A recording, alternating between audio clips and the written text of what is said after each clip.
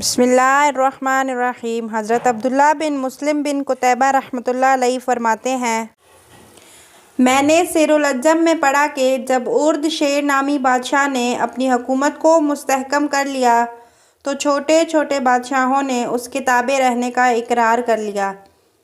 اب اس کی نظر سلطنت سریانیہ کی طرف تھی۔ یہ بڑا ملک تھا، چنانچہ ارد شیر نے اس ملک پر چڑھائی کر دی۔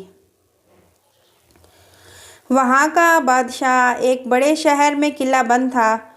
ارد شیر نے شہر کا محاصرہ کر لیا۔ کافی عرصہ گزرنے کے باوجود وہ اس شہر کو فتح نہ کر سکا۔ ایک دن بادشاہ کی بیٹی قلعہ کی دیوار پر چڑھی تو اچانک اس کی نظر ارد شیر پر پڑی۔ اس کی مردانہ وجاہت اور خوبصورتی دیکھ کر شہزادی اس کی محبت میں گرفتار ہو گئی اور عشق کی آگ میں جلنے لگی۔ بالآخر نفس کے ہاتھوں مجبور ہو کر اس نے یہ عبارت لکھی ایک تیر پر کہ اے حسین و جمیل بادشاہ، اگر تم مجھ سے شادی کرنے کا وعدہ کرو تو میں تمہیں ایک ایسا خفیہ راستہ بتاؤں گی جس کے ذریعے تم تھوڑی سی مشقت کے بعد بآسانی اس شہر کو فتح کر لو گے۔ پھر شہزادی نے وہ تیر ارد شیر بادشاہ کی جانب پھینک دیا۔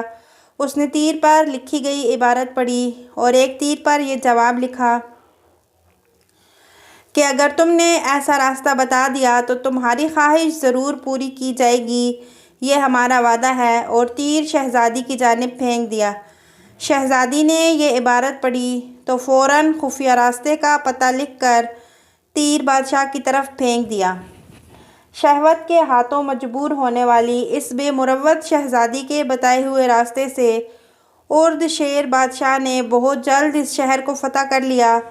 غفلت و بے خبری کے عالم میں بہت سارے سپاہی ہلاک ہو گئے اور شہر کا بادشاہ بھی قتل کر دیا گیا۔ حسب وعدہ ارد شیر نے شہزادی سے شادی کر لی۔ شہزادی کو نہ تو اپنے باپ کی ہلاکت کا غم تھا اور نہ ہی اپنے ملک کی بربادی کی کوئی پرواہ تھی، بس اپنی نفسانی خواہش کے مطابق ہونے والی شادی پر وہ بے حد خوش تھی۔ دن گزرتے رہے، اس کی خوشیوں میں اضافہ ہوتا رہا۔